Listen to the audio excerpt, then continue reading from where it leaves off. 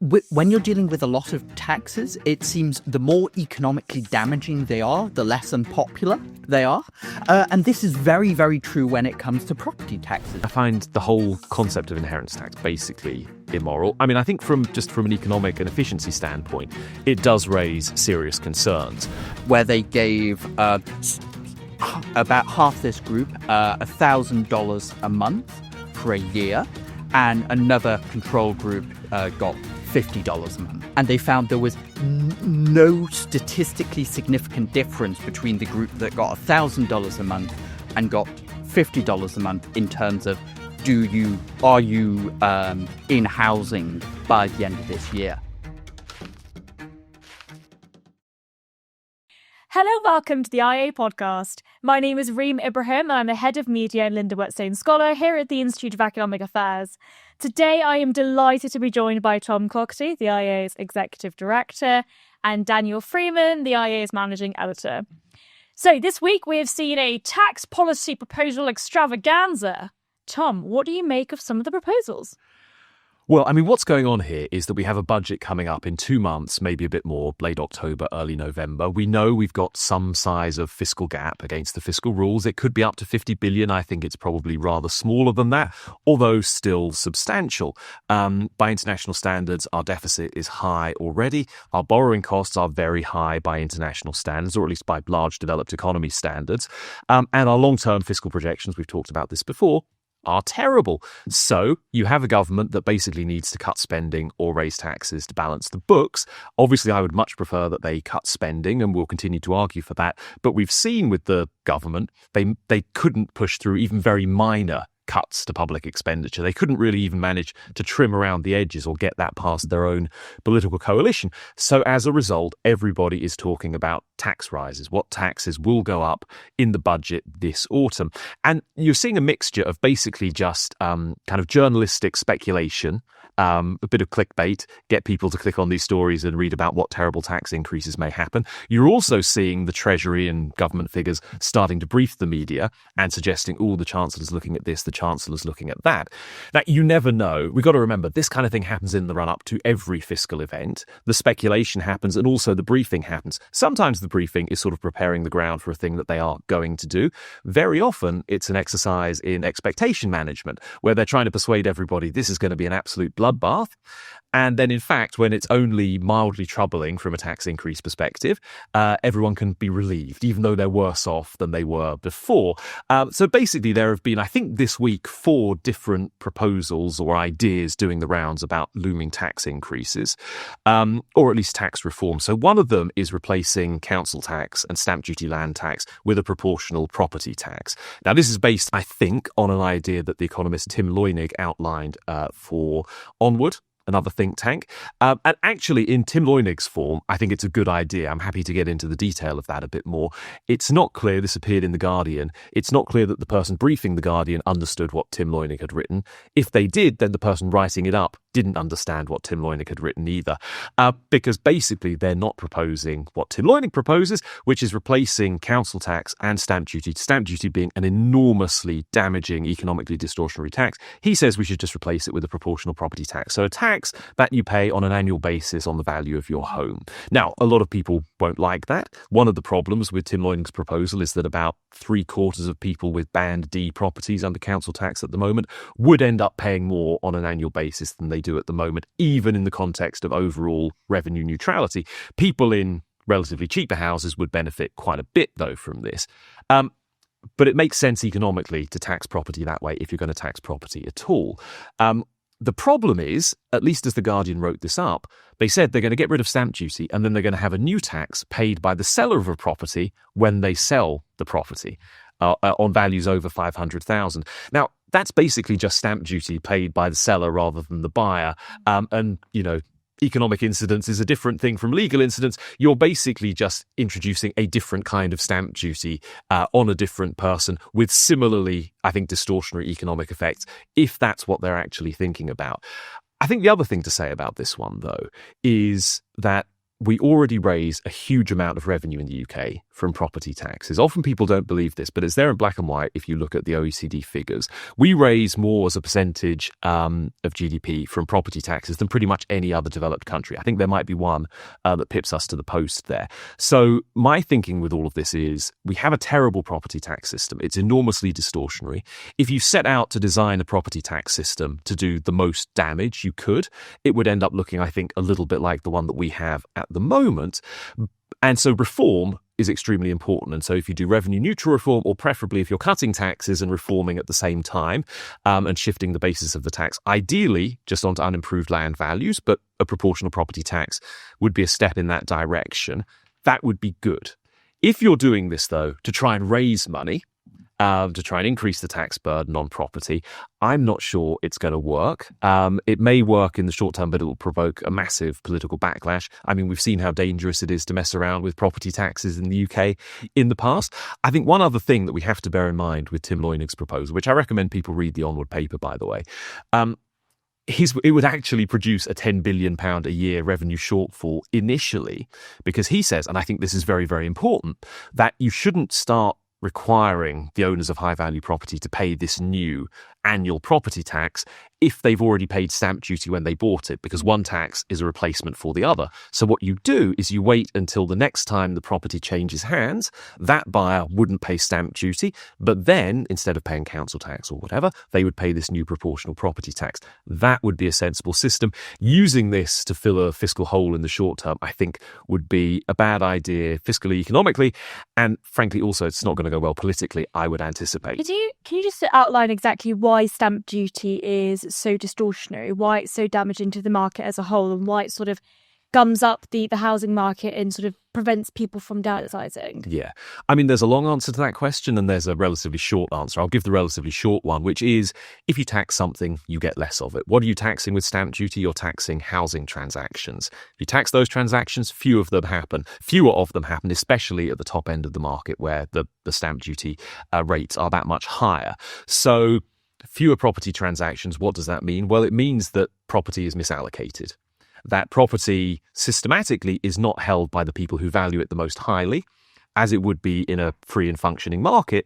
It's people are basically hanging on to properties much longer than they would otherwise because they don't want to transact. Now, the allocation of a scarce resource is always important, but the less scarce it is, kind of the less it matters. So if we lived in a country with an abundant supply of housing, it wouldn't matter so much that it was misallocated and that the wrong people were effectively in the wrong houses compared to what would happen in a free market. When you have a highly regulated property market, when you have a massive shortfall of building over many, many years and high prices, basically efficient allocation is all the more important. And we're massively preventing that with stamp duty. So just over and over again, you get fewer transactions happening. People increasingly over time are not in the properties that suit them best. That could be young families who are stuck in houses that are much too small. It could be older people whose children have flown the nest and in a market would be more inclined to downsize. But because stamp duty is going to take a chunk out of the proceeds of the sale, effectively, because it reduces the amount that the buyer can afford to pay them, that would go to them directly.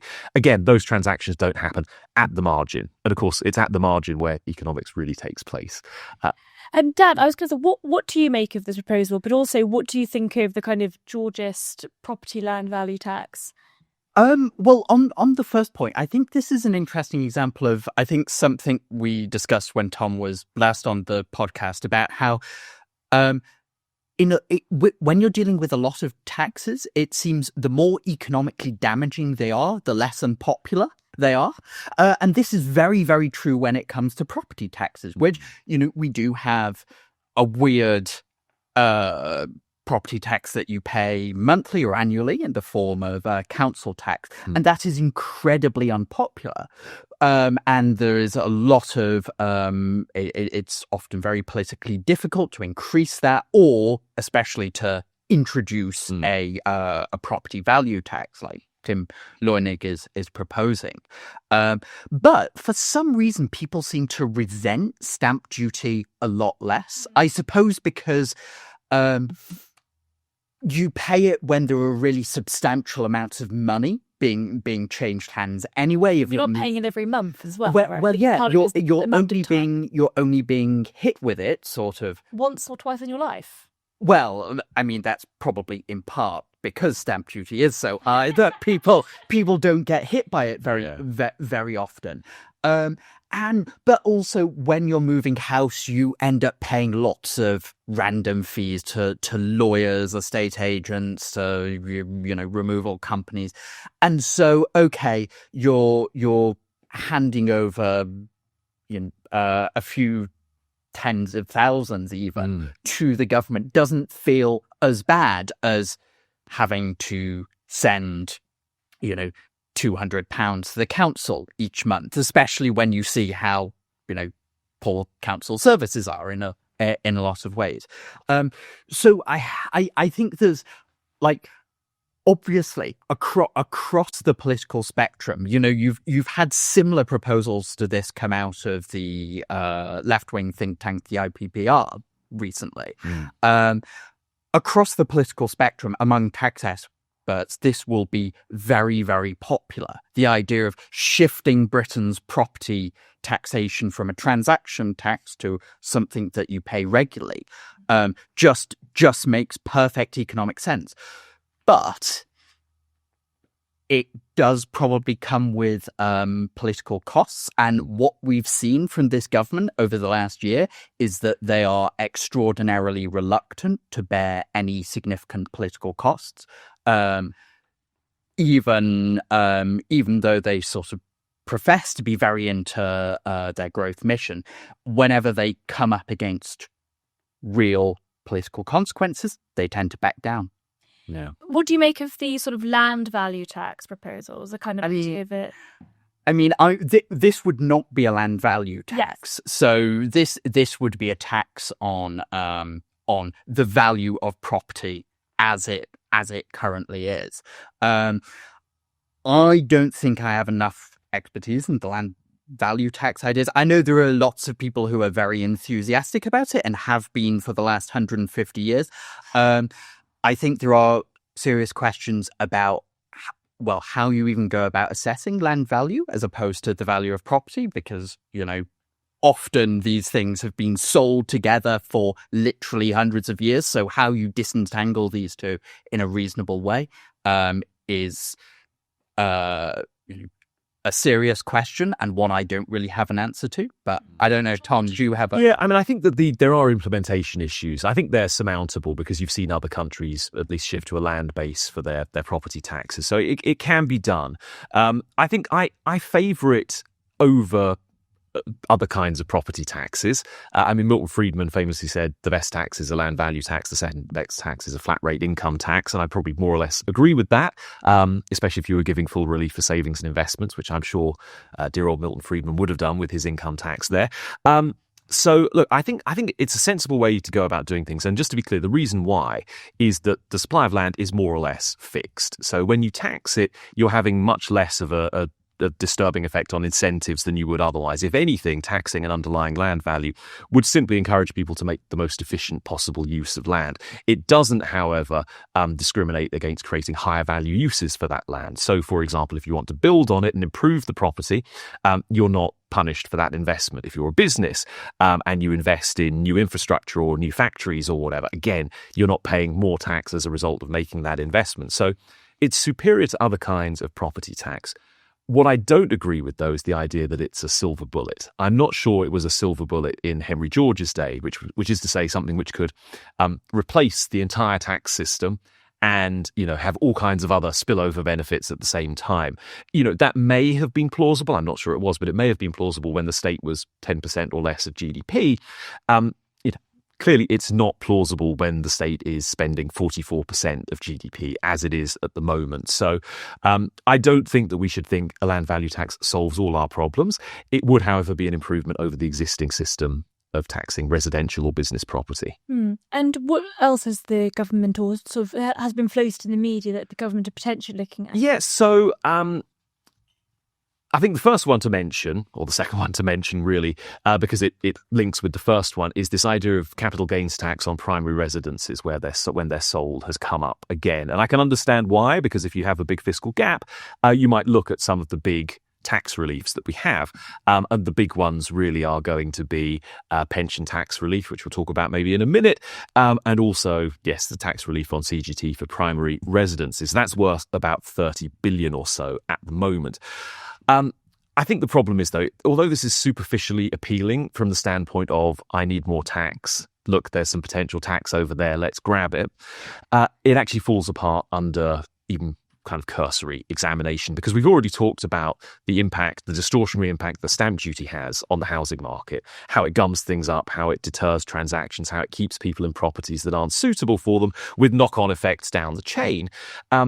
Introducing capital gains tax on primary residences really has exactly the same effect. I mean, we see this with capital gains tax in general. It's one of the problems. It creates a lock-in effect. People will try and hang on to the asset as long as possible in the hope that maybe future government will reduce the capital gains tax rate, or maybe they'll eventually die and leave it to their heirs, and the inheritance tax burden would be less than the capital gains tax burden would have been, and so on. You would simply see the exact same thing happening with residential property.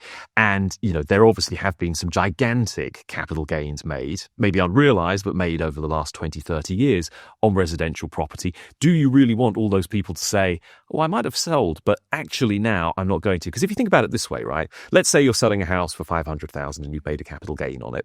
And the reason you're selling that £500,000 house is because you want to move to another £500,000 house, maybe which is closer to work or in a better school district, or you want to move to a different part of the country, whatever. If you have capital gains tax, you basically can't trade at the same value, right? Because you have less money after the sale than you had on paper beforehand. It just doesn't work. So basically every country, as far as I can tell, that taxes capital gains when they sell a primary residence, they have rollover relief, which is to say there's no capital gains tax applied if you use the proceeds of the sale to buy the next property. And as I say, can't really find any exemptions. It works a little bit differently in America, but the ultimate effect is more or less the same. So it's just not going to work. And Dan Needle, actually, from Tax Policy Associates, has had a good piece, I don't know if it was today or earlier this week, but looking at the potential impact of capital gains tax on transactions and therefore on revenues. And he's using the kind of elasticities that the Office for Budget Responsibility has worked out for stamp duty land tax. So for a certain amount of tax, how many transactions are discouraged. And what he finds is basically this would be as bad as stamp duty, maybe worse, and also it would raise practically no revenue once you factored in the behavioural effects. So appealing on paper, maybe if you're trying to raise revenue, not something that's going to work in my view. So do you think it would actually raise very much money in the long run? I mean, he did the modelling and it suggested not. I mean, I'd like to look at it myself, but... Wasn't Dan Needle's modelling on the basis that you keep stamp duty and also introduce capital gains tax on primary residence on top of it? I suppose that's right, actually, yes. And the issue there is that because for all the reasons you've described, capital gains on primary properties is really bad because it gums up the market and discourages people from downsizing. His modelling suggested that the amount you would lose in foregone stamp duty revenue would basically balance out the amount you gain from capital gains tax. That's interesting. So yeah, I think one of the most interesting parts about this particular conversation is exactly how much how bad the impact is of these particular taxes is basically determined on the supply. And because we have such a restricted housing supply, the effects of these kinds of taxes are so much more damaging in economic behaviour because the supply is restricted and because there is a lot less choice. What do you think the effects would be if, or from a regulatory perspective, if we deregulated the housing market, all of our think tank dreams come true, and these kind of taxes, perhaps maybe the CGT is implemented? Do you think that they would still have a similarly damaging impact? I mean, I think it's difficult off the top of my head to weigh up the overall effect of two different things, one of which pushes in one direction, one of which pushes in the other. I mean, obviously we should liberate our planning system massively. Some of the modelling that you've seen from the US about this, of the impact of basically relaxing supply constraints on the biggest, most productive US cities, suggests huge gains to productivity and GDP per capita. If you apply the same kind of logic to the UK, given that our problems are that much more severe, and given maybe that the kind of productivity enhancing agglomeration facts are much more focused around London and the southeast, possibly the impact would be even bigger than people have found in the US. Obviously, it's hard to say because people haven't really done these kind of radical liberalising reforms. So it's, to a certain extent, it's speculation, but I do think that it's one of the huge problems we face. It's a problem on the regulatory side. It's also, as we've discussed, a huge problem on the tax side. And really, you should fix both. Yeah. Fix both at the same time. Very good. What else is the government? What else? Okay, two more. One will, I think, brush over pretty quickly because I'm not sure this is actually a real proposal. I think that one of the national newspapers has noticed that Torsten Bell, who's a Treasury Minister now, used to be at the Resolution Foundation. He was their director, and the Resolution Foundation have repeatedly suggested cutting the pension lump sum. I think they'd said £40,000. So basically, when you retire in this country with your private pension, you can take a certain amount out of your pension as a lump sum tax-free. And that amount is limited, but limited at a fairly high level. So cutting it to 40,000 would be pretty significant. Now, on the one hand, I have some sympathy with this proposal because the tax-free lump sum really does break the logic of pension tax relief. The idea of pension tax relief is when it comes to income tax, you effectively don't pay income tax when you make the contribution to your pension fund. In fact, the tax you've paid is refunded to you and it goes into the fund there.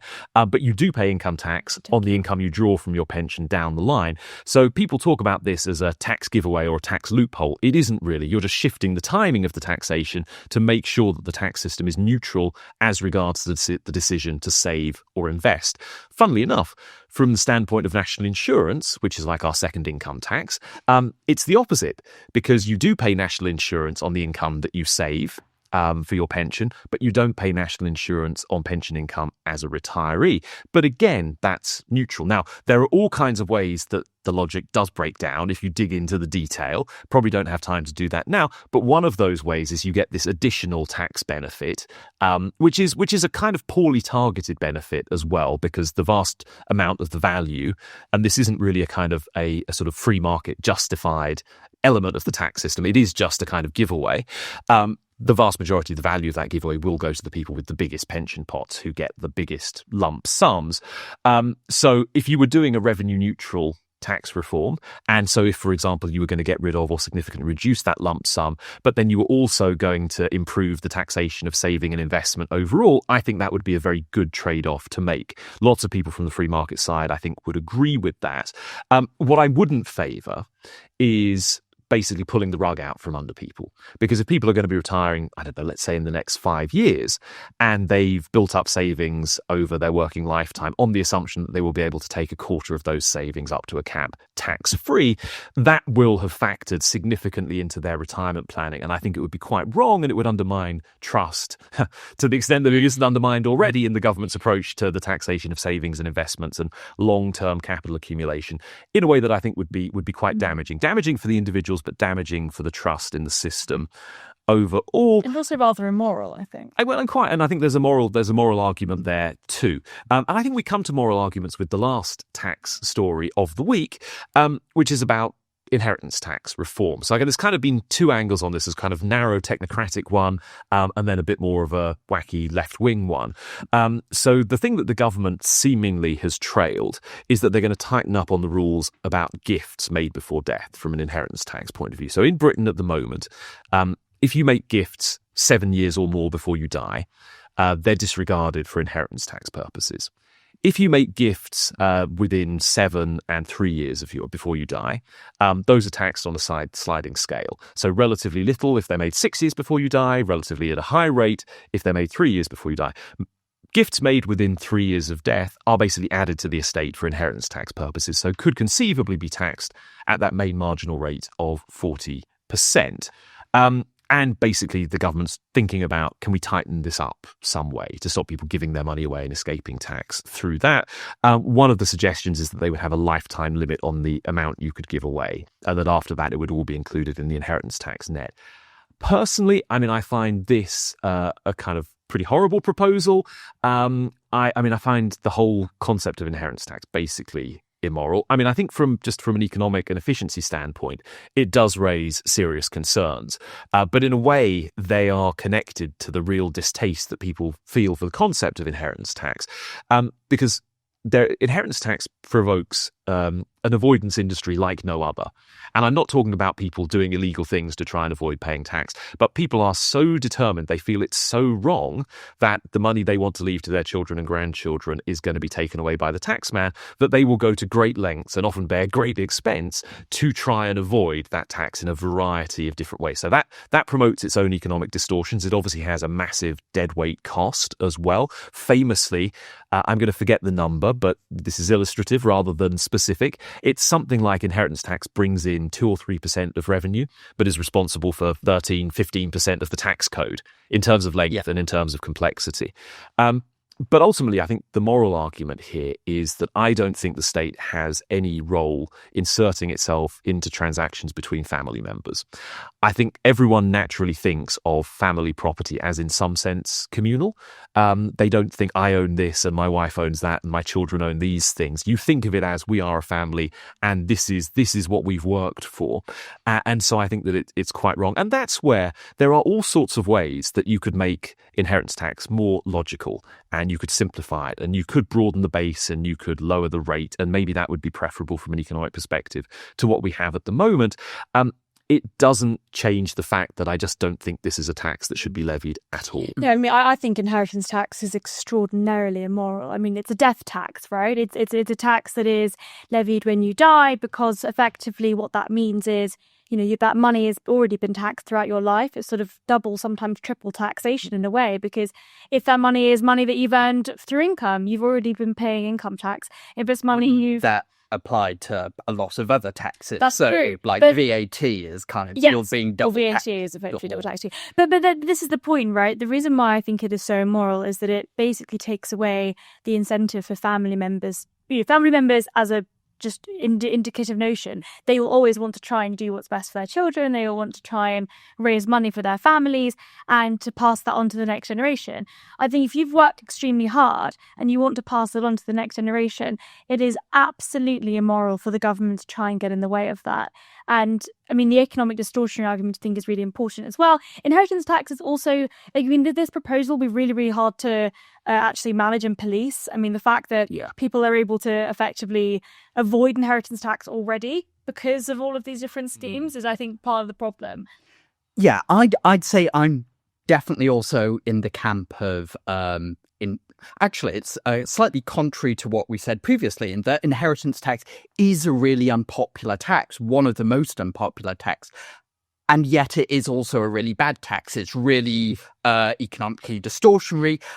You get this massive industry in trying to legally avoid it, or in some cases slightly less legally avoid it. And also, I think it's worth repeating, it doesn't actually raise that much money. No. Like this year, it's estimated to raise somewhere like 7 to 8 billion pounds, which is not nothing. But when you compare it to VAT, for example, which is raising almost 200 billion pounds, it's just incomparable. Well, the government's argument is that, the government's potential argument may be that, the reason for that is because loads of people are avoiding it. They obviously create all of these complex schemes, and therefore we need to stop those complex schemes from occurring. Let's have a lifetime cap on gifting. Yeah, so that was... That is the idea being floated, that you can get rid of the sort of 7-year gift limit and just have a flat sum that you're allowed to give to your children or relatives over the course of your lifetime. One of the issues with this is it does run very much into one of the arguments that the government and its supporters made in defense of its changes to inheritance tax on farms and farmland, which was basically that, yes, we are imposing inheritance tax, but this is if you're an actual working farmer, you will essentially be able to avoid this because you can give your farm to your child, the child who wants to inherit the farm 7 years before you die, and you won't be taxed at all. Now, that has some issues with it because, you could have the poor financial sense to die unexpectedly, and then you still get hit with this. But it rather undermines that argument. Like, yes, but beside that, I think there are ways in which you could raise more money from inheritance tax. But again, you do run into the political issue that even people who are not expecting ever to have to pay it or to receive inheritance from an estate that has paid it, really, really resent it. I think in part because it's a form of taxation at its most crude and extractive. In the government comes up to you at a point at which you have often just suffered a loss that you're quite upset about to start with, and there's lots of bureaucracy to deal with because your parent has died or your grandparent.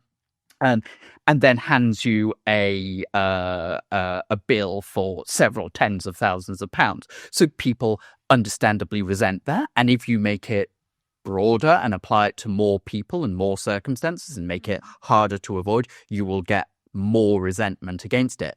But then there's also the issue that if you are taxing inheritance more, or even going through to one of these like unhinged proposals like introducing a 100% inheritance tax, which obviously the government isn't going to do yet, but there are people who are seriously arguing for it. Well, some people say, well, what's the issue with that? You haven't earned this money, so you shouldn't be concerned. Or you'll be dead, so it's not your problem. Well, one of the, aside from any moral argument, you've also got the issue is this massively incentivizes people to run through all of their assets before they die. Yeah. It massively incentivizes consumption over investment. And you've also got the issue that, well, if you are encouraging people to consume everything they have built up over their lifetime, people aren't necessarily that great at predicting exactly when they're going to die. So you'll have an awful lot of people who will think, oh, I'll be dead by the time I'm 75. I've, drank a lot and smoked a lot. And then they go on lots and lots of cruises, have a great, great time for a decade or so, and then they have no money left.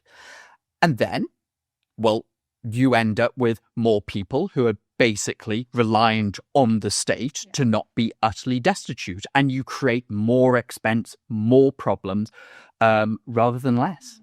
There's also the interesting aspect of the thresholds as well. I mean, of course, thresholds for basically every tax that has a threshold has remained frozen for a while. And of course, the effects of fiscal drag mean that people are more often than not being dragged into higher tax brackets due to the effects of inflation. What do you think about inheritance tax thresholds? And is this something that the government may look at? Well, yeah, I mean, we have a weird situation where it's a relatively high threshold in a way, although actually, if you compare it with, say, the United States, it's an incredibly small threshold, and it's also a complicated But we are also incredibly poor. Well, relatively speaking, yes. It's sort of, was it 325,000 or so? You can get it to $1 million if you combine the spouses and if you have an element which is of primary family residence and so on. I think the trade-off here is, on the other hand, we have an extremely high marginal tax rate. A 40% rate on inheritances over the threshold is crazy. So obviously it would be better if the threshold was much higher, but it would always also be better if the rate was much lower. I think if you're trading off between the two, it might be better to have a lower threshold and a much lower rate, broad-based low rate, rather than the opposite. But fundamentally, it's just a broken tax from my perspective. And, the 100% inheritance tax idea is sort of obviously crazy unless you get some real hard left government in Britain. I think what the sensible soft left have talked about a lot, though, is changing to a lifetime gifts tax or taxing the inheritances at the point of the person who receives them. So treating them effectively as a kind of income. Now, I can see how that would work, potentially. I can see why people would think it was preferable to the current system. I think it still runs into those moral objections that we talked about before. And frankly, though, I think when you think about it in detail, how are you really going to track the lifetime gifts that a person receives? And what about gifts in kind? What if you live with your parents as an adult? Are you going to have to count up the imputed rent? What if grandparents pay for school or university fees? Does that count? Who is it? The parent who's benefiting? Is it the grandchild? What's going on? I mean, there are all kinds of things. I think, in a sense, where this comes from is an obsessive, like equality brain thing, that people cannot accept. Some people that we are born differently, and we have, some people are luckier, and some people are less lucky, and that might seem unfair from a sort of cosmic justice standpoint.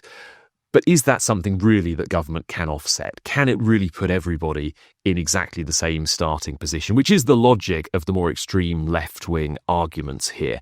And I just don't think they can, and I don't think they should try. Yeah, I think you're absolutely right. I mean, I think there are a couple of points that can be drawn from this. Firstly, inheritance tax is extraordinarily immoral because of the timing, and it can be extremely damaging. It is often avoided anyway.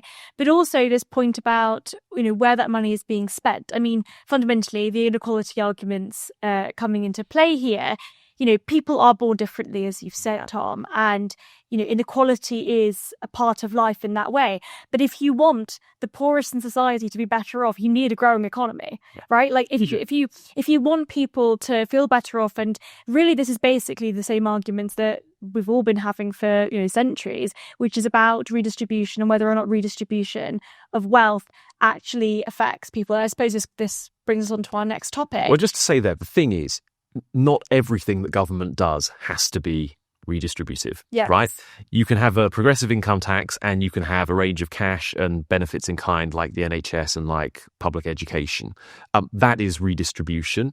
You don't need every single element of policy across the piece to be trying to equalise outcomes or starting points or whatever else you want to do. And also, when you try and equalise outcomes, you often end up with, hugely damaging costs. I mean, we can go down that road, but looking at other socialist countries, potentially communist countries, that have gone down the route of mass murder as a result of attempting to equalise society, I think does tell us that, at the end of the day, when we're thinking about this from a moral perspective, that is the route that this is going down. This is the road to serfdom. Yeah, I mean, I'm not sure that British inheritance tax is going to end with mass extermination, but... you're right to raise it. Indeed. Well, this kind of brings us on to our final topic. This is an interesting, I think this thing was on Substack, where in the US they were looking at potentially basic income, although we can discuss whether or not we agree with those terms. Dan, what's been happening? Yeah, so this is more on the spending side of the ledger. So there's been a very interesting piece in The Argument magazine, which is a new sort of blog for centre-lefty American technocrats that has been generating a lot of resentment among the US left. And it's basically an article on this idea of basic income and the evidence behind it. So basic income is quite a basic idea. It says that poverty, or even relative poverty, is associated with a lot of bad social outcomes. People having worse mental health, worse educational outcomes, and it's just generally something that is bad for people.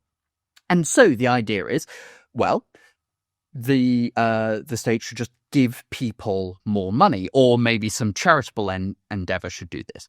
And this has been quite a popular idea in development economics and developing countries, or particularly very poor countries in sub-Saharan Africa, for about 20 years.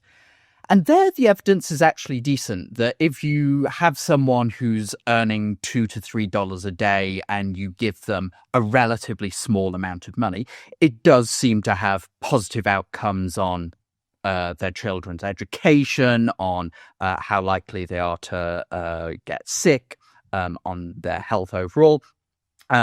And it can lead to positive economic outcomes as well, because if people have a bit more money, they're able to travel further to find work or set up small businesses.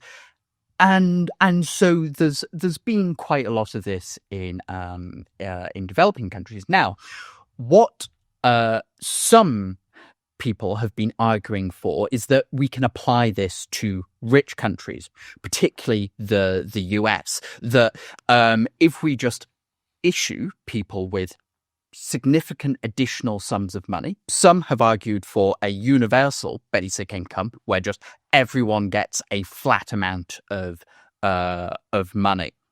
And there are some libertarian versions of this, but also some sort of left-wing versions of this. The Green Party in Britain had this as a policy for a while.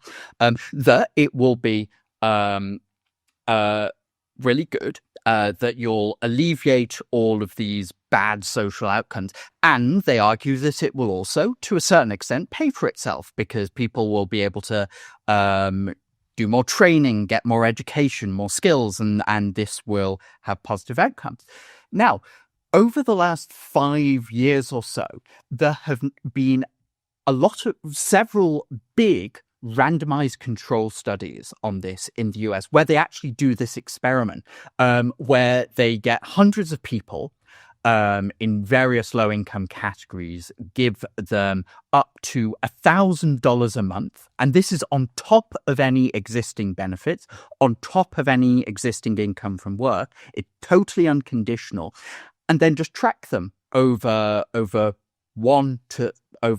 between 1 year and 3 years, and see what effects this had. And in this article, they point out that a lot of these studies are coming in, and the results are really consistent. It seems to have no effect on educational outcomes. When you give it to low-income mothers, it seems to have no effect on their stress levels, on their mental health, on their physical health, on the health of their babies, on the development of their children. There's a really remarkable case where they did an experiment with 800 homeless people in Denver, where they gave about half this group $1,000 a month for a year, and another control group got $50 a month, so not a really significant amount of money. And they found there was no statistically significant difference between the group that got $1,000 a month and got $50 a month in terms of are you in housing by the end of this year. The only sort of measure where a basic income seems to have a significant effect is how much work people do. It leads to people working less. And this is the opposite of the argument that advocates of basic income said, was that they said it would help people find better jobs and or get more education. But what seems to have happened to a certain extent is the amount of money that you're getting additionally was cancelled out by lost income resulting from people spending more time at home. But crucially, they don't seem to be having a better time at home.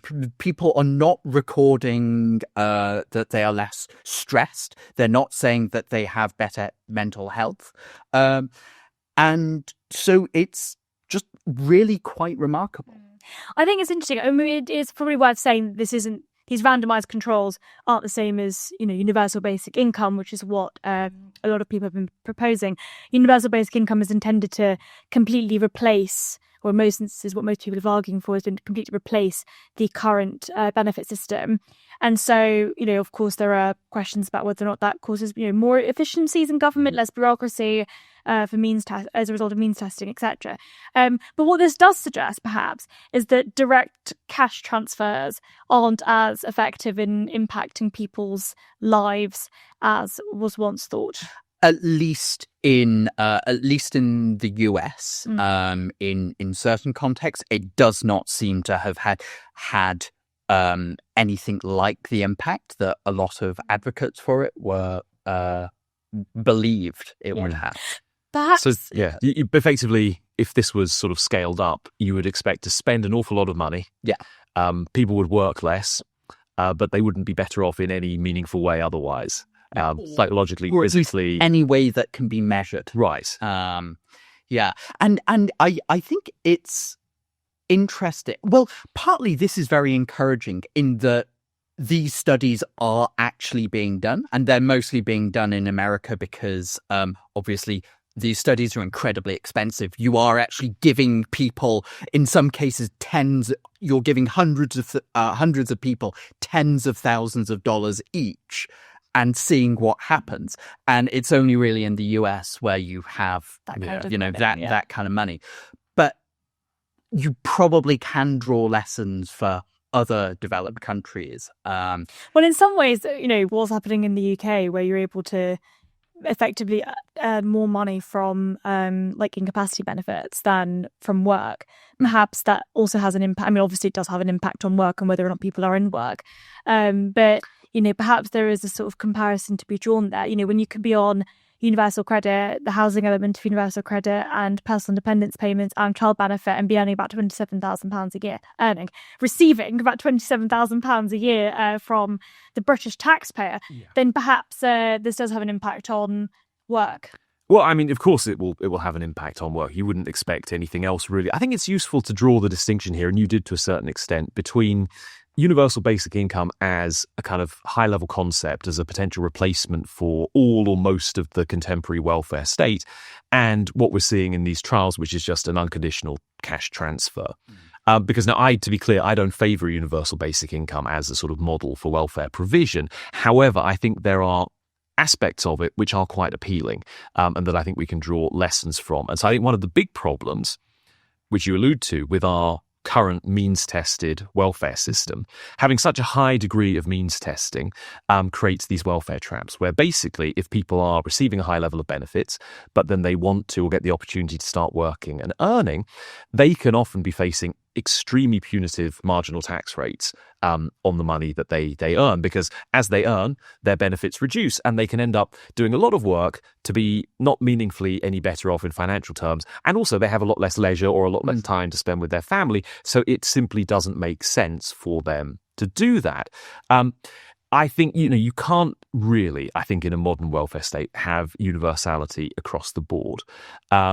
But I think you could have a little bit more universality and a little bit less means testing, and that would probably improve the incentive structure that people often face. I think particularly, this probably doesn't work in the case of families with children who need larger houses and lots of support for the youngsters and so on.